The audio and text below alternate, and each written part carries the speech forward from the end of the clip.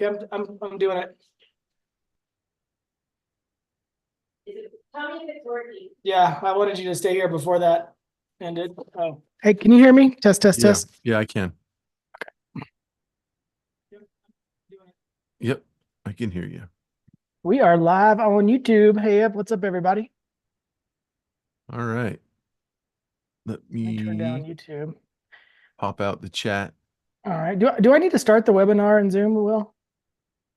I will. I No. will just Well, because I can. oh, maybe you do need to. I did. Okay, now I'm recording. Okay.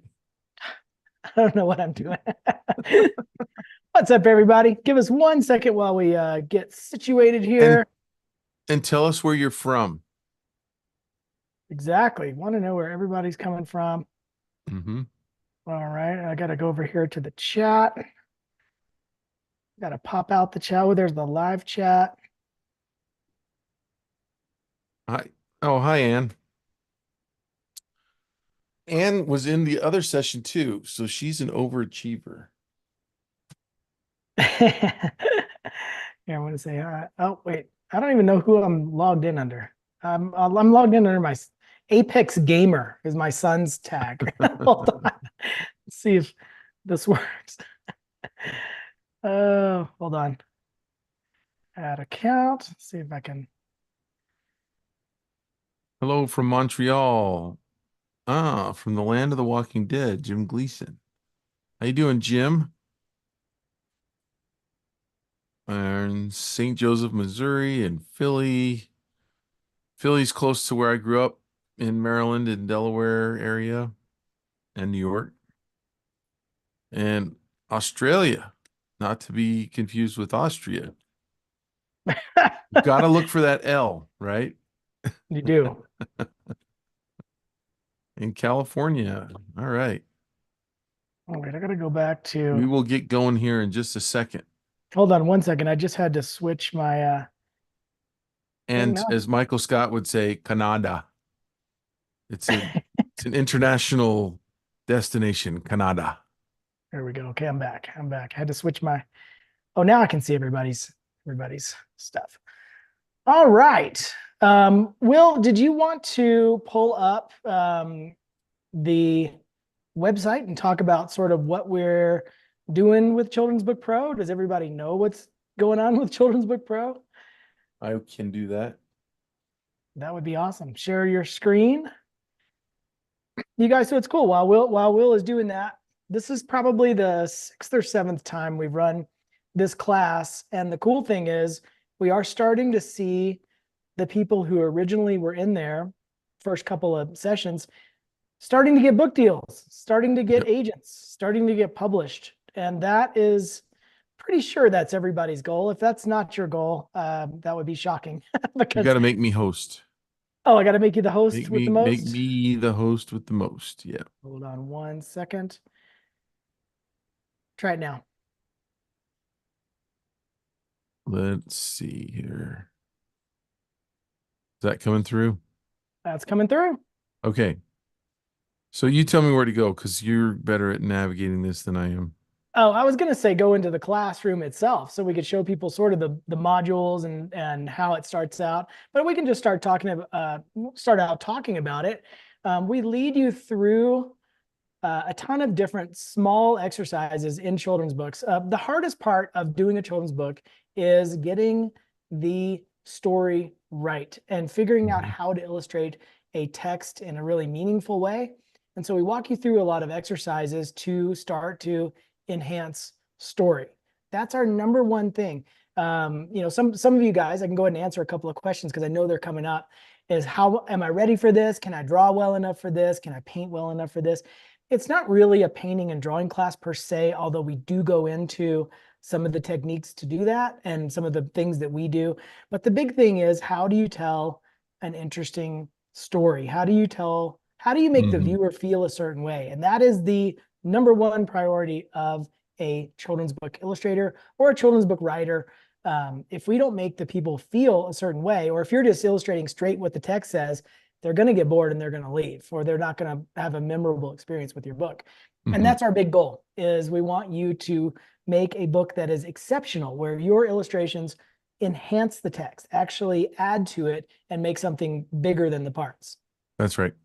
Hey, before we get going, I just want to tell everybody that if you have a question, any question about the class Self-Publishing Pro, just write the word question first. If you do it in caps, that's even better. And and then your question, you can even put a colon there, question colon. And then that way, when we're scanning for questions to answer, we'll be more able to see it and get to your question. So yeah, you're right though, Lee. Like that is there's a big difference between um beginning illustrators who, you read the text and you really have no idea what your options are and what your purpose is. And we talk a lot about that in this class is, anybody can read a text and decide to make a picture to go along with it. But are you communicating the most important parts of the story? Are you communicating things that are superfluous, that are distractions? Are you illustrating things that are obvious and that don't inspire creativity? Are you illustrating interesting things, side stories that are, little hidden things that are part of the story, but that take it a little bit further, little stories within stories that really make a children's book more interesting. So Yeah. we get into all Yeah. that kind of stuff. Yeah, and we do it in 3 different ways. That's the big thing that distinguishes our sort of platform versus other ones. We actually took the other classes because we wanted to see how other people were teaching children's books. And all they did is basically they go in, they say, here's how I would do it, and now you do it. And then you're done, and you're just like, okay, if you don't connect perfectly with that teacher, it's going to be really, really hard. So we start you at square one, and then we have 3 different ways to approach it. I mean, Jake and Will both approach children's books. I thought my way was the sort of the way that everybody would do it until we built this class. And I see that Will's making his books in an entirely different way. He's thinking it completely different in terms of the order he's going in or what he's thinking about first, second, and third. And so it's kind of cool because you can see, which teacher you resonate with and which one's going to work with your style best. And we talk about our style. We each illustrate the same spread between the 3 of us and talk about the similarities and the differences. It's really cool. I mean, it's unlike anything else because really we didn't want to teach this class. If we found another class that was a good children's book class, we would just direct people there. It's a lot easier than building a class. We just say, hell, hey, they figured it out over here. Go take that class. We never found that class. The classes we saw online were a disaster. So Yeah. So there was a question here from Evka. I think this is Toledo. I'm pulling up the class, Will. Okay. So I don't know if you. She says, if we can't join this round, do you already know when the next CB Pro will be open? Will there be a graphic novel pro as well? Thank you for your answers. So I don't have a date on the next one that we will do. It will, do you know offhand, Lee, when we do? Sorry, I was trying to find my window. What was the question? Do you know when the next CB Pro will be? We're alternating these classes now between this one and Self-Publishing Pro. So it'll probably be winter, probably late January. And that's not a guarantee, but it probably will be. And we also are working on Graphic Novel Pro. And right? yeah, and that may get in the way. And so we're still trying to figure out how to run all of these. Do we want to run them simultaneously or are we going to stagger them out? So Will's right. I mean, tentatively it's going to be January, but if Jake's Graphic Novel Pro is done at that point, that could push it back another. Until we announce it, we don't have a date, but it will happen again. Yep. I'm going to share my screen and show you guys sort of the class shell and just so you can see what it looks like. I'm struggling. I'm on, but this is the Airbnb that I'm at, and I'm sort of struggling because I You know what's lost funny? I Your lost my lighting glasses somewhere. your lighting looks like you're on a green screen to me. No, this is actual Airbnb. But I lost my glasses. I don't know where they are, and so I'm like, I can see like Oh half no. of what I'm going through. I mean, I can make out sort of the words, but it's a little bit fuzzy. I think I probably stuck them in a jacket pocket or something while we were hiking. We were in Pagosa Springs, by the way, if anybody has ever thought about traveling through Colorado, it is incredible. I mean, the drive today looked like a video game. That's how amazing Pagosa Springs is. Anyway, so it's a 10-week class. We start out with just dealing with what are some of your favorite books? What do you want to get out of the class? Because we really do want you to drive your work. We're not trying to make you into versions of us. We really push you I mean, you can use techniques that we're using, but we really do want you to find your way. Each week is absolutely jam-packed. And, you know, a lot of people say, oh, how much time do I have to invest in this class if I take it? And the answer we always give is you should just follow along as best you can. There is no way you're going to be able to do as much work as we show you how to do and that we ask from you. And the reason for that is you always have access to the class, and we want you to get the most out of it. And every lecture that we put in each one of these weeks, we felt it had to be in there. So we didn't cut any corners. I mean, if you look at some of the classes we took, we looked at when we were researching this class, you know, they're like 3 hours long. Every week is like 3 or 4 hours long for us, because we didn't feel like there was any way to leave anything out. But we start out, we just get you into the bookstore and looking at work, thinking about work, doing a couple master copies. We get you into the manuscripts, and we do provide some manuscripts, by the way, so you don't have to have your own text if you don't want to. Then we get into character design, and we do a deep dive into that, environments and props and all the other stuff that goes into a book. And then we start talking about the structure of an actual book, because that's what makes a book different than just illustrating something. Is you can do a spot illustration, a full page, a full spread, and then there's a page turn, and then there's another page. And so which one are you going to use when we sort of dive into all that? By week 6, that's when you start creating your actual dummy. And we just hang out there for about 4 weeks. And that's just enough to get into the full dummy, answer all the questions, go over the nuance of building a effective story like I was talking about earlier. And so it's about a 10-week class.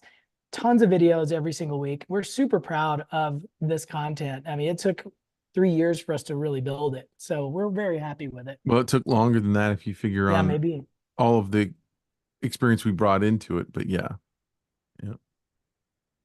It was a ton. It's a ton. Does any So there's some more questions that have come in. Okay. Should we just go ahead and hit those? So from Effecto, I think that this is probably has been asked before, but have you had students wanting to make graphic novels? And if so, what was their experience adapting the class concepts with their goal? So I will say that we do have a graphic novel class coming out. We don't have a date on that yet. It hasn't been built yet, but it will be coming. There's a lot of crossover because there's storytelling is storytelling. So the storytelling parts are going to be very similar. And basically the content of what you need to put in the book. I think the Graphic Novel Pro is going to go deep into the nuances of how to make a good graphic novel. So ideally, if that's what you really want to do as a graphic novel, you probably should wait for the graphic novel class. However, there's a lot of really good information in here, and a lot of people do both. A lot of illustrators that I know who do graphic novels also do children's books, and so it might be something. It's really the idea is doing a narrative of any sort. I mean, a graphic novel is just it's just a long form narrative, right? Right. Children's book is a 32-page narrative. Short comic is going to be, a couple panels, but it's the same idea. I mean, there's nothing that we go over in Children's Book Pro that doesn't cross over to, if you're telling a story, everything we talk about, because the only thing we're really concerned about, like I said, is you telling the story in an effective way. Doesn't matter whether it's going to be a graphic novel or not. That makes no difference at all. Right.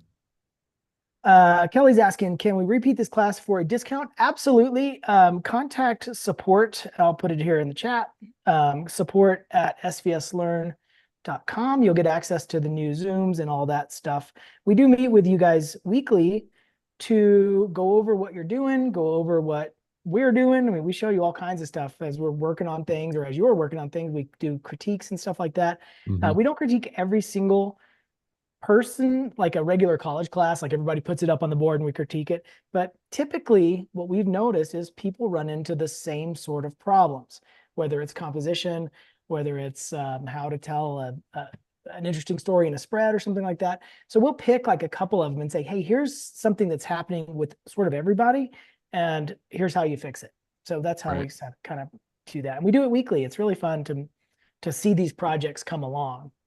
Yep. Kelly says she loves Pagosa. Yeah, it's amazing. Absolutely. That drive was crazy today. Whew. The Rockies are absolutely beautiful. I'm doing a lot of location sketching too here. I'm building a location sketch class right now, and it's fun to, I mean, the scale sometimes when you're in front of all this stuff is like, oh my gosh, what do I even draw? It's so big.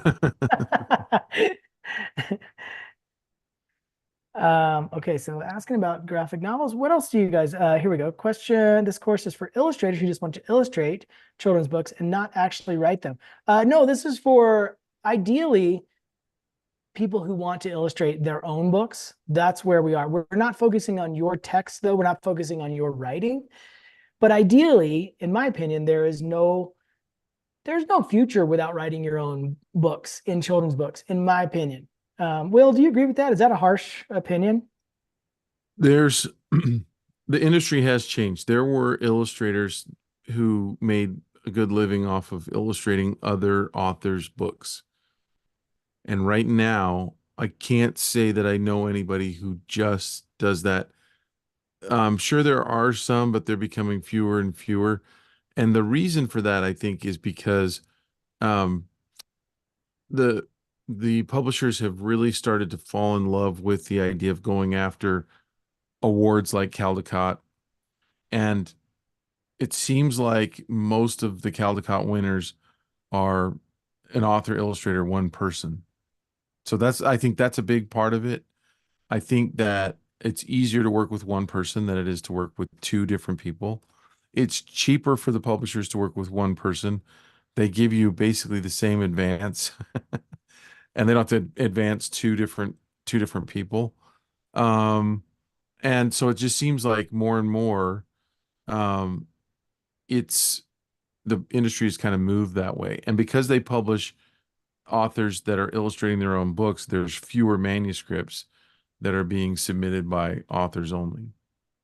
So that's my theory on why that is. Yeah. So yeah, you really do need to be thinking about illustrating or writing and crafting your own stories and illustrating them if you're going to do this as a career. Having said that, there are a lot of people who have different motivations for doing this.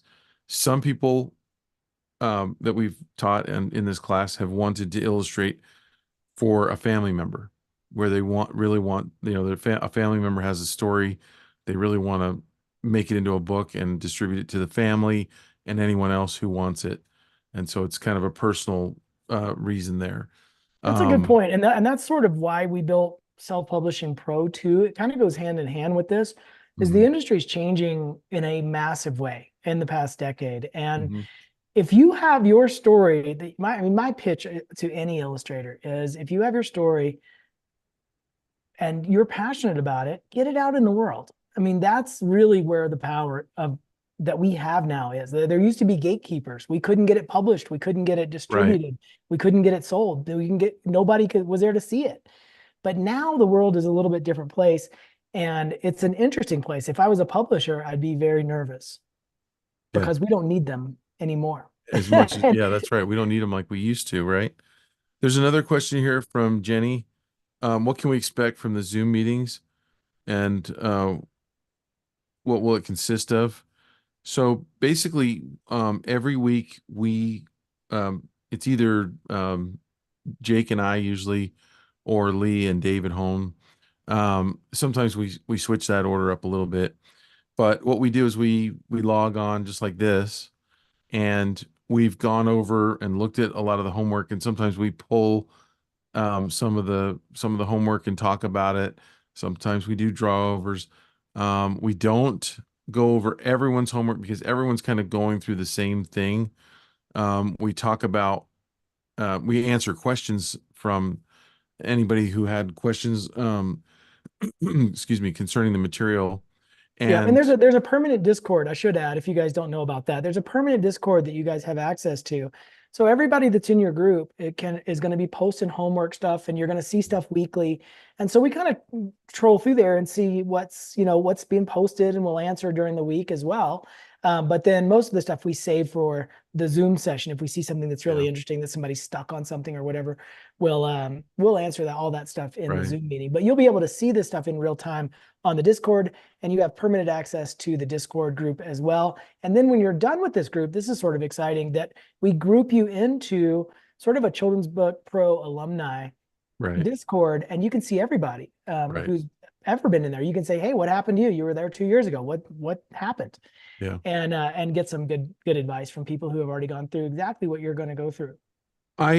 You guys, I think one of the biggest values in this class and Self-Publishing Pro, any of our premium classes, is that we have, and even some of the other ones that are on SVS Learn, is that we have two and sometimes three of us in teaching at the same time.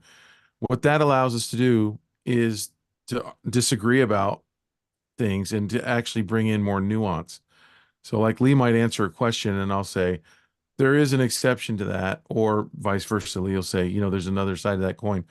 I've taught at so many SCBWIs and sat in on sessions at SCBWIs and listened to illustrators and authors who are teaching a class give, I wouldn't say it's bad information, but it's certainly not nuanced, and they're often not challenged on, like some people will say, well, the right way, quote unquote, to submit is your manuscript is this way.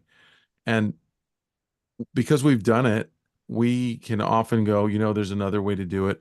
There's a better way. There's an alternative to this. There's an alternative to that. And that's exactly what I wanted when I was going to school, because I'd have a teacher and I'm like, I think this teacher's giving me good information, but how do I know? And the fact that we often disagree, I think is hugely valuable, because you'll be able to press us on that and get clarification Right. on And we don't questions. candy coat it. I mean, there's a lot of people that just sort of, hey, we're artists, isn't everything great? And in the children's book industry, just like any industry, everything's not great all the time. And that's the one thing, is we're brutally honest Mhm. about, hey, should I take this advance? I mean, that's a question that we get a lot. Hey, I got an offer from this publisher. Is it any good? And we'll say, no, run the other way. You don't need that. Right. Like, we're not there to just pat you on the back. I mean, it's real feedback. It's real talk. Right. And we don't pull punches. There's some crappy things about our industry. There's some awesome things about our industry. There's some potential for in one area. There's pitfalls in other areas. And we're going to show you what those are very, very specifically. And like Will said, there'll be some nuance there that we're able to get into because we have these little disagreements about something or whatever. hmm There's a question here from Harvey. What does the future hold for the children's book industry for the next 10 to 20 years? That's really hard to predict for anybody. I mean, like, I wish I could had the magic bullet to be able to see into the future like that. I think that the children's book industry is making some big mistakes right now. And without going into politics, I think that there's some problems in the children's book industry. I think they're making some good decisions in some ways, and I think that, like Lee said, they're getting squeezed in that anyone now, again, you have to look at the history, right? And if we look at like 30, 40 years ago in the children's book industry, there were just a few publishers. They were big publishers. Then there were some medium-sized publishers, and really that's where all the jobs came. If you wanted to make a children's book, you had to work through one of them as a gatekeeper. And because you don't have to do that anymore, there are so many niche books that are published now that big publishers can't really compete with. that I think it's siphoning off a lot of, like if you say, well, the average family has with children has X amount of dollars to spend in any given year on books. And, if all that money was going into essentially, six publishers plus, a couple dozen medium-sized publishers, and now it's going into, 1,000 or 2 or 3,000 small publishers, as well as those six, that money is being diluted from the big. So they're going through a time where um, that they're more cautious on what they publish. They don't publish No, as not only much. cautious, but they're narrow. The focus is narrow. I mean, to give you an Yeah, example, like, have you ever noticed, like, if a tornado movie comes out, there'll be like 3 tornado movies that sort of, yeah, or natural disaster movies that come out. And the reason for that is because they've already primed the pump, so to speak, and they know that it's going to do well. Or, I mean, I guess in our case, it's really the superheroes of the past 5 years, right? It's just right, so many because there's no risk. And that's what the big children's publishers are now sort of faced with, is they need to sell a ton of books. There's a lot of risk if they say, hey, I'm going to bet on this weird little story over here. So I'm just going right, to go with this the really theme that has already proven that it sells. You've probably already read a couple books similar, and it's boring, to be honest with right, you. And like I said, I don't want to bag too hard on the big publishers and stuff like that, but their focus has just been narrow, and the business model is not great. And now other right, people are noticing, and it's changing. And right, we have more opportunity than we ever have, in my opinion, to get your story out there, whether it's a small publisher, whether you're the publisher, whether it's a medium-sized publisher. The big publishers are just doing their thing. That's how I think of it now, but I'm not concerned with them really that much anymore, even though that was my main group, even up to 5 years ago. right. Jim's asking, will we be able to critique and help one another write manuscripts if we have them available? The manuscript question is a great question. We get this one every time, and it's kind of a The big nuanced one. answer. So here's the problem. The reason that we provide manuscripts, and we don't require that you work Well, from our start out. Why don't you start back and say what manuscripts we provided? Like, what did we do? Start there. we hired a writer to write 4 basic fairy tales that you're very familiar with, rewrite them so they're current and the word count is down. If you look at, like, say, Little Red Riding Hood or something, the original version, it's thousands of words. Mhm. So we condensed it and made it accessible for you guys to basically practice these narrative techniques. That's the whole thing, is getting in there, making a dummy of something that's pretty familiar. The Mhm. problem that we have with some of the manuscripts in the past, some of them are great, and that's awesome for those students, and they go through and it's awesome. But what happens if somebody Uh-oh, you froze writes up. a manuscript and the manuscript isn't totally done? Oh, I'm frozen? You Can you see did for me? a second there. For me, Am I back? you're back now. Okay. This internet's a little bit questionable. Do you want to finish that just in case I freeze Yeah. up? Go ahead. So this is something that I'm pretty passionate about because I went through this. I've got a folder on my computer of about 10 or 15 stories that I wrote, started, and didn't finish. And the reason I didn't finish is because I made the mistake that most illustrators make when they start writing. So if you're thinking about this class because you're an illustrator first and a writer second, or a writer distant second, or not even thinking about writing, but maybe considering writing for this class, the problem is that you've spent, hundreds of hours, if not thousands of hours, learning how to illustrate, and that's your passion.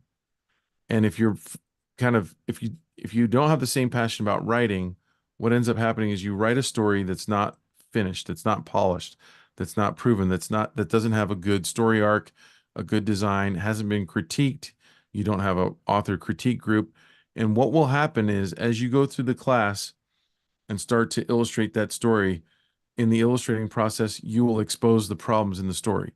Now, what happens when you are illustrating and you expose the problems in the story? You have to basically scrap everything you illustrated, fix the story, and start again. It would be the equivalent of framing your house crooked, not realizing it because you're not a framer or not an author, starting to put drywall in and realize that the drywall doesn't fit anywhere because the framing's crooked. So you have to tear all the drywall out and start over, basically tear the house down and start framing from the ground up again.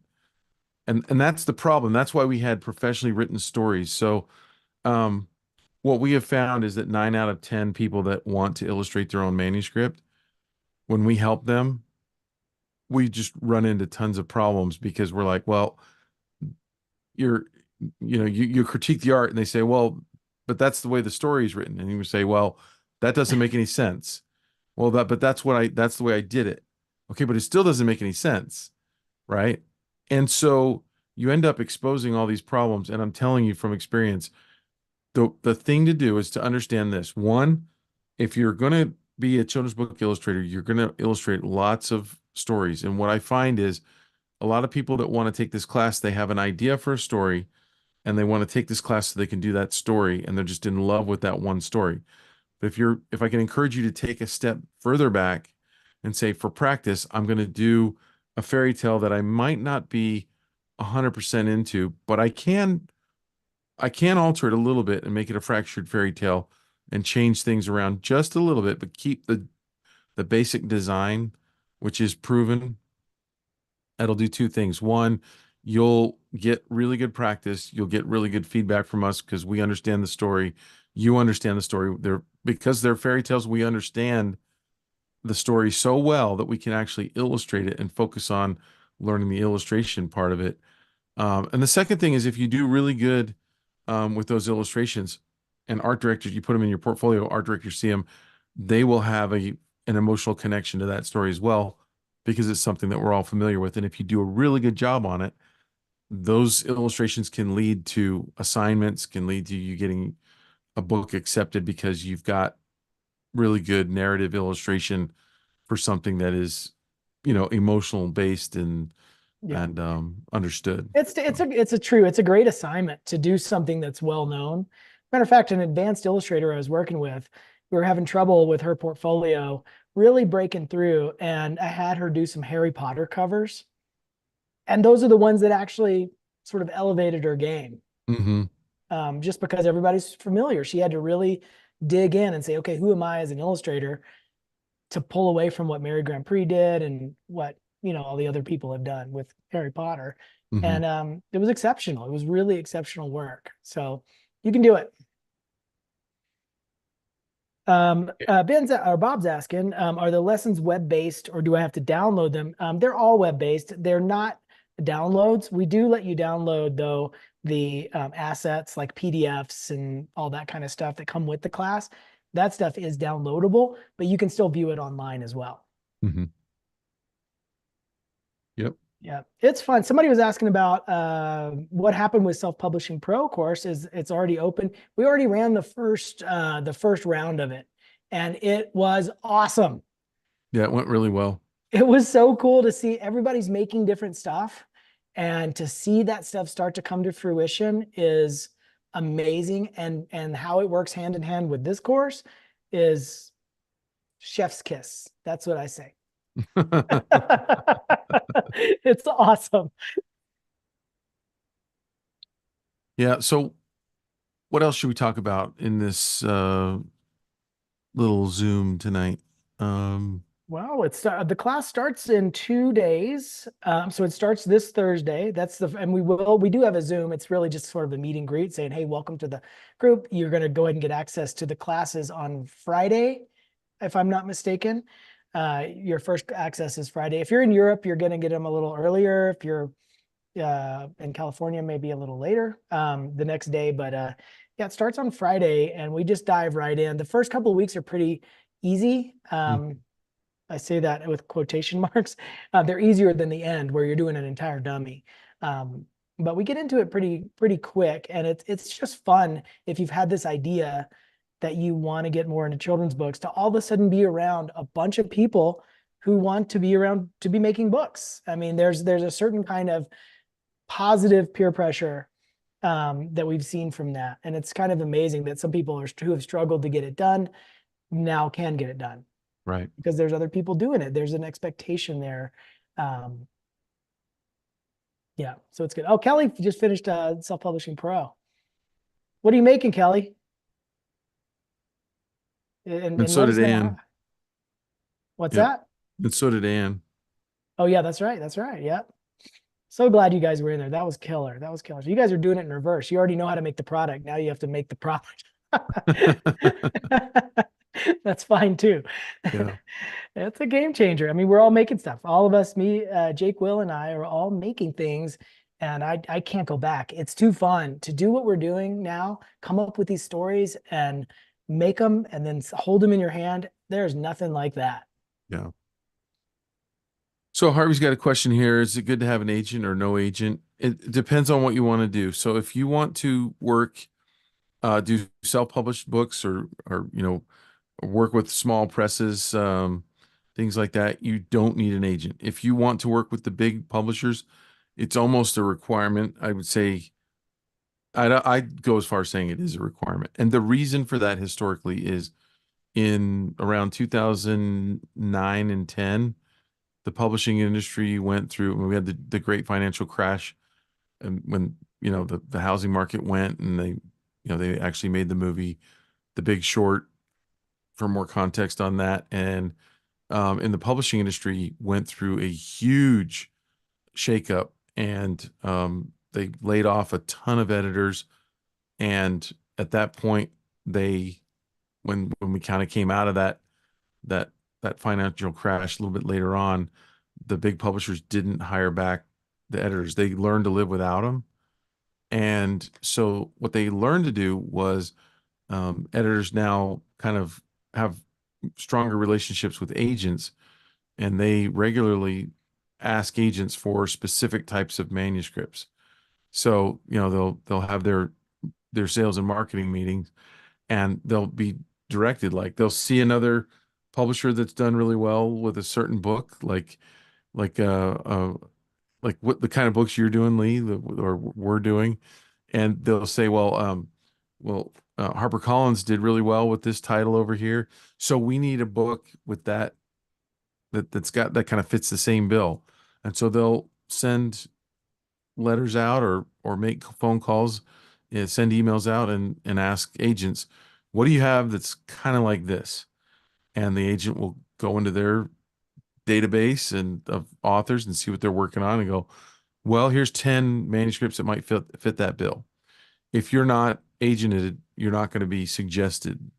And that's pretty much who they're working with to find new stuff. Yeah. It's weird though. It works a couple different ways. This said doesn't have to do with the agent, but it has to do with that same idea that Will's talking about.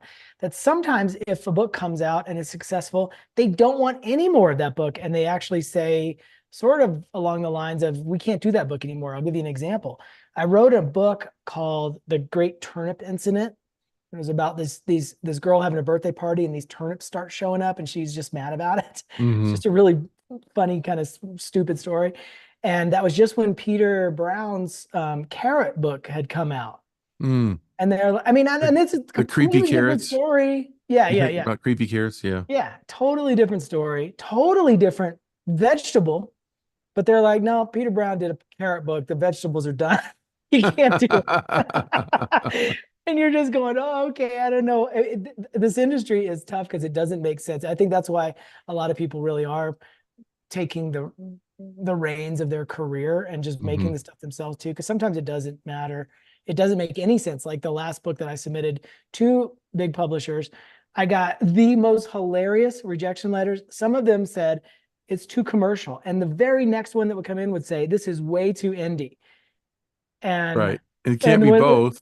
it cannot be both, but it would be, and then one person would say, oh, this subject matter that nobody buys that anymore. And so I'm like, okay, so no parent, and no matter what the story is, they've all agreed Right.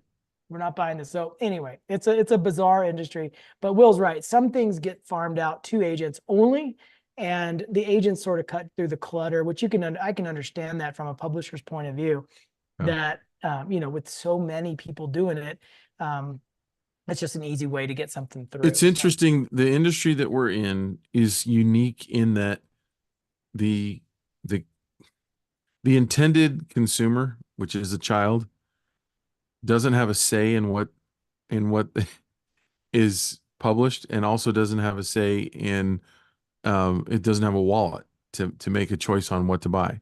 So adults, we control and figure out what we think kids want, or we use children's books as propaganda for children, right? To give them what we think they should have. Right. And it's, in some ways, that's really frustrating, because sometimes you'll have an idea that a child can relate to, but the publisher, you can't get any traction with the agent or publisher. And so a lot of authors have backlists. In fact, I'll just tell you right now, if you look up Rick Walton, was a friend of mine. He passed away, I think, about 5 years ago, 6 years ago. But he had written, at one point, he had over 1,000 manuscripts on his computer.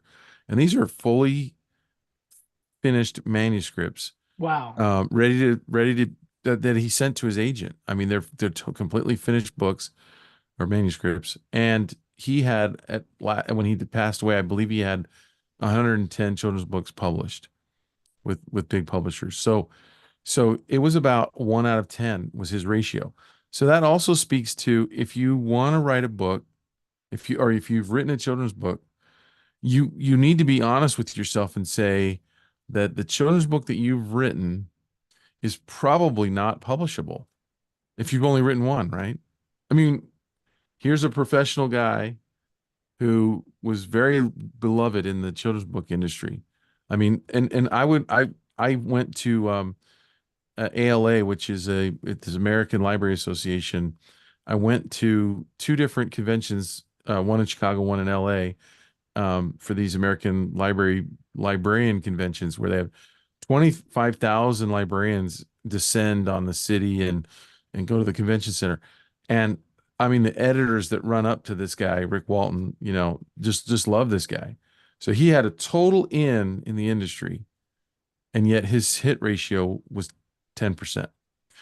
So that kind of speaks to another reason why we don't want you to write your own manuscripts, unless you're an author first and an illustrator second, and you're really good at writing, and you're already into the critique group thing, and you can bring a polished manuscript that is good. Then we're all for you illustrating your own manuscript. But most of us fall into the category of, I had a book idea, I kind of wrote it down, I wrote it up, I've got it in pages and everything, but it's not fully finished. And so, I mean, it's Well, not that's a good polished. sort of mini lesson here as well.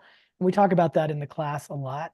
That one thing that sort of separates working pros from people who sort of want to do something is the numbers that the pros are willing to put out to Mhm. get the result they want. Right. And so, like, I mean, for a pro to redo an illustration, it's nothing. There's been some illustrations that I've done 13 times. There was one when I was learning watercolor. I did this finished illustration 13 times because it just wasn't coming out right. And I was fine with that. And like, that sort of just, I think that sort of shocks a lot of amateurs, because Mhm. they just make an image and they hold on to it so tightly.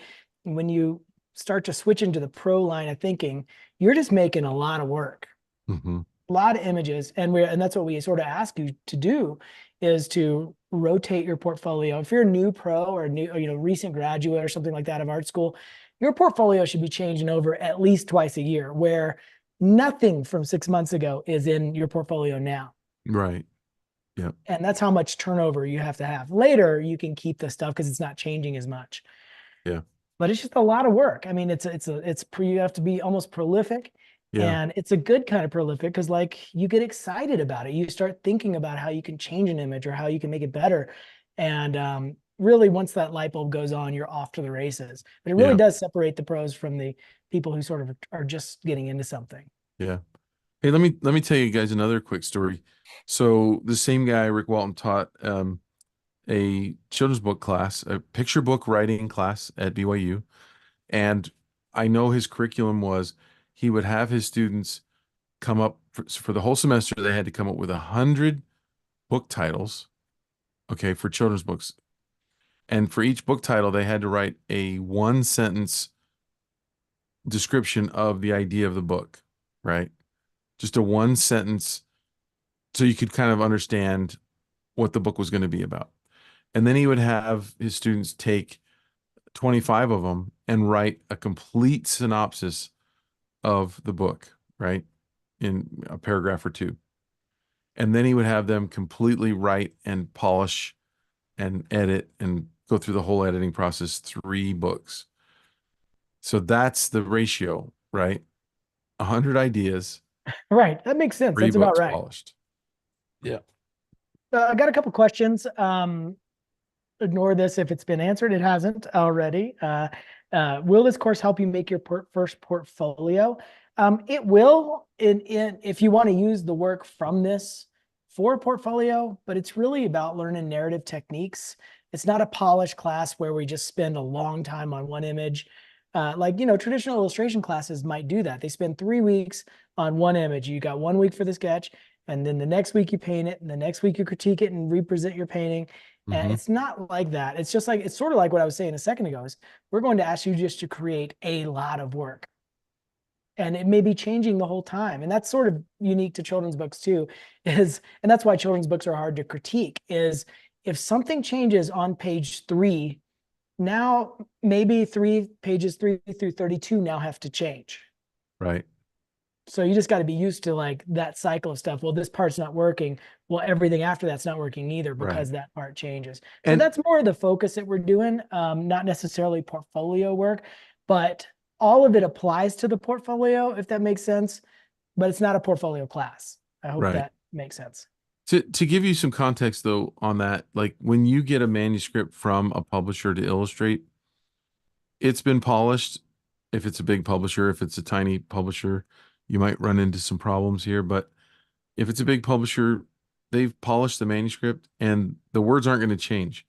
And the, you know, pretty much where they're going to fall in the book isn't going to change. And so you can move confidently forward, solving each spread as a problem, um, Right. knowing that words aren't going to shift from one page to another. Sometimes you'll do that to yourself. You'll go, you know what? I actually could fix this if I move something from this spread to this other spread. But you do that in the dummy state, in the really loose sketch stage. And we talk about that a lot in class. You should never ever have to make big changes to the finished art. I mean, like you're doing it wrong if that's the case, right? Right. That's true. Yeah. Sarah has a great question. She says, do you think there's more of a leaning to more hand-drawn look kind of thing, created digitally or traditionally? In regards to sort of the onset of AI, I think there's just a leaning of hand-drawn looking stuff anyway, Yeah. regardless of. Yeah, you froze up again there, Lee. On my screen. So I'm going to continue on with that question because Lee's still frozen for me. And hopefully he unfreezes. Hopefully it's not painful. But the children's book industry has always had a reverence for a more fine art look. So if you look at books that have done really well, you take like one in particular, The Hungry Little Caterpillar. I mean, a collaged book that is, it's the opposite of a commercial look. It's got a real, I mean, I don't know how else to say it. It's a more fine art look. And I think that goes through, um, can you guys still hear me on here? I'm gonna just wait for you guys to answer because I don't know. It says the recording stopped, but I don't know if you're still getting just me. It looks like you are. Okay. So I'm gonna keep going because I think we're still broadcasting on YouTube, but there's such a delay. Okay, thanks, Jim. Um, and it's nice to have Jim here because he's a good Facebook friend as well. And so yeah, so there has always been for the big publishers at least. Yeah, I know Lee's taking it easy on us. He had some discs to throw, some disc golf. Um, yeah, definitely a leaning towards now he says his computer crashed. I'm telling him something here. No worries. There he is. He's back. Did it crash you or did it just crash me? No, I'm still going. We've been making Oh, fun of good, you. good, good. I didn't know if We it shut down the whole thing, and I was just like, oh no. we've been making fun of you while you're gone. That Um, sounds about right. yeah. So yeah, so now here's the thing. You can, it doesn't really matter how you make your art as long as it's appealing, as long as they, the look of your art is more important than the medium, whether you're working digitally or traditionally.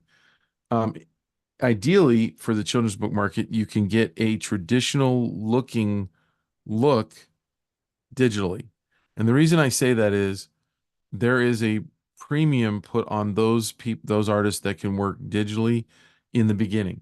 So ironically, the children's book industry absolutely loves original art. They love getting original art at the higher levels. So any of the veteran illustrators that they've worked with for a decent amount of time, they have no problem accepting, getting actual paintings sent to them. Having said that, the beginning jobs that you'll get in illustration, let's say you're working for Cricket Magazine, or if you're working for Highlights Magazine, or if you're working for a textbook, children's textbooks, children's reading books, step into reading, learning to read books, all the big entry level children's book jobs, they I would almost say they all demand that you work digitally. They just will not accept traditional art anymore that I've ever heard of. When I first started, I was always sending original art, and then it's like a switch flipped overnight, maybe starting about 10 years ago, maybe even 12 or 15 years ago, where they just wouldn't work with you if you didn't work digitally. And so I had to make the switch from painting in acrylics over to digital. So if you're not working digitally and you're working traditionally, you can still get around that if you can get your work into a digital form before you send it to a publisher. You can kind of fake that you're working digitally that way if you can provide digital files like Photoshop files. So if you can, I mean, the way to shoot artwork is with a lighting system that lights from two different directions so that it cancels out shadows in texture.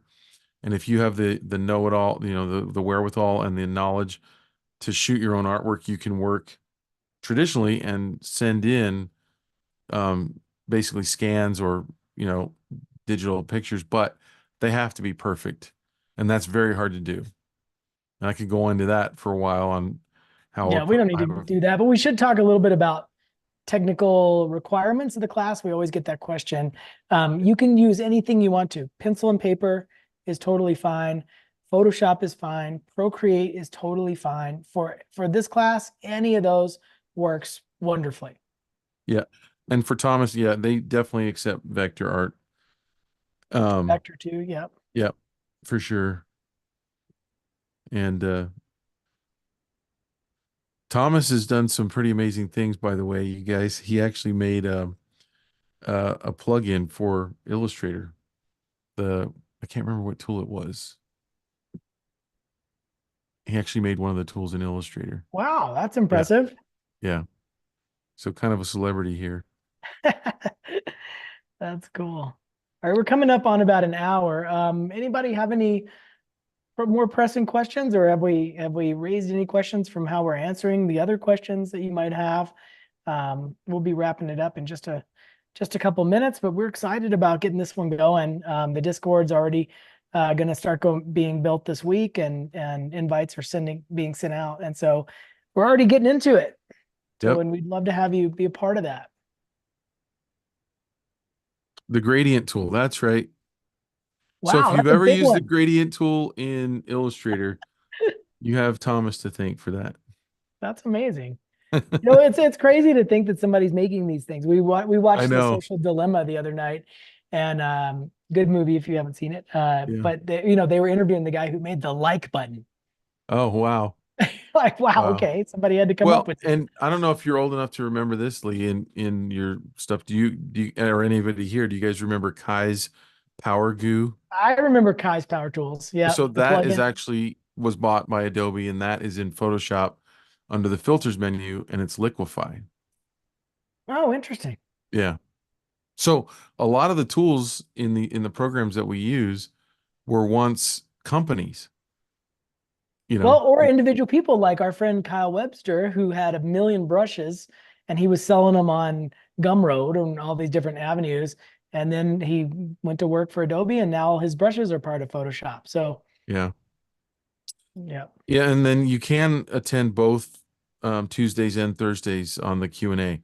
We do it one in the morning. Actually, they're both on Thursdays. So one week it'll be in the morning, and the next week it'll be in the evening. The power for this too, by the way, that I might add is that in the Discord, if you can't make one of the sessions, you put your question in the Q&A section in the Discord, and we will answer it in the session. So you don't have to necessarily attend live if it's in the middle of the night where you are. But you can get all of your questions answered. Yep. Yep. And we post them the next either that night or the next day, depending on how quickly they render and upload and all that stuff. So you'll be able to see all the Zooms and you can ask more questions in the Discord. Yep. But thanks for all your questions, you guys. Yeah, these are good ones. These are good ones. Yeah, and feel free to reach out. Again, I think it's a support at SVS Learn if you have any more questions about the class or just signing up or anything like that. Just let us know. But we look forward to seeing you guys on Thursday night. Yep. All right, you guys. We'll put an All end right. to this. Thanks again.